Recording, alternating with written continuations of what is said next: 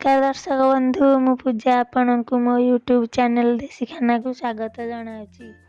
आसंतु शिखिबा घरे किपरि बेसनर लड्डू तैयारी करिबा। आवश्यक सामग्री गुड़िक हला बेसन 3 कप, चीनी गुंड 2 कप, घी 200 ml। एबे देखिबा प्रस्तुति प्रणाली। गोटे कड़ाई रे बेसन नबा ताकू मीडियम फ्लेम रे भाजीबा। प्रथमे घी नबा नहीं खाली बेसन को भाजीबा। बिना घी रे बेसन को भाजिले अल्प टाइम रे बेसन भाजी हेजिवो। सेथिबाई घी को मु परे मिसेबी। बेसनर बास्ना आसला परे मु सेथिरे घी पकेबी।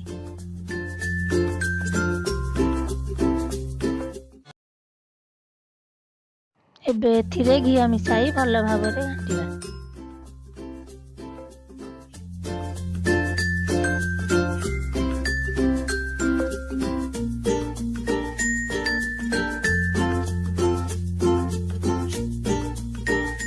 एही परि भाबे आमे आकु 15 रु 20 मिनिट पर्यंत भाजिबा।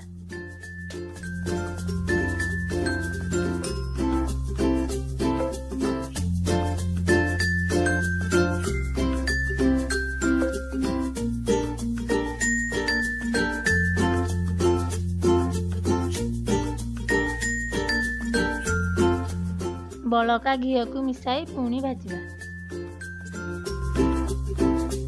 देखंतु बेसनर कलर एबे आसी गलानी।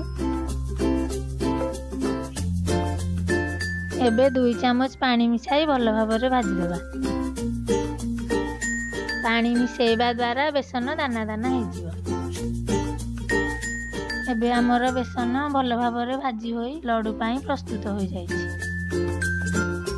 याकू आमे कड़ाई रु बाहर करी थाली रे रखिबा। एथिरे चीनी गुंड मिसाई भल भाव रे चकटी देबा।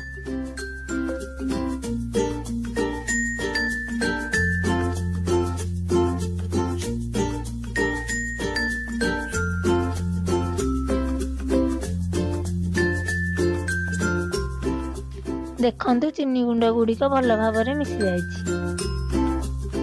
एबे आमे याकू एही परी हाथ रे गोल गोल करी लड्डू प्रस्तुत करिबा।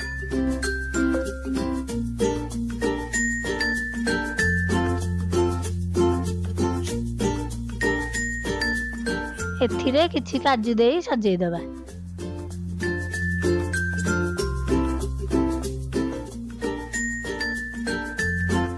तो फ्रेंड्स एही परी नुआ नुआ रेसिपी पाई मो चैनल को सब्सक्राइब करंतु।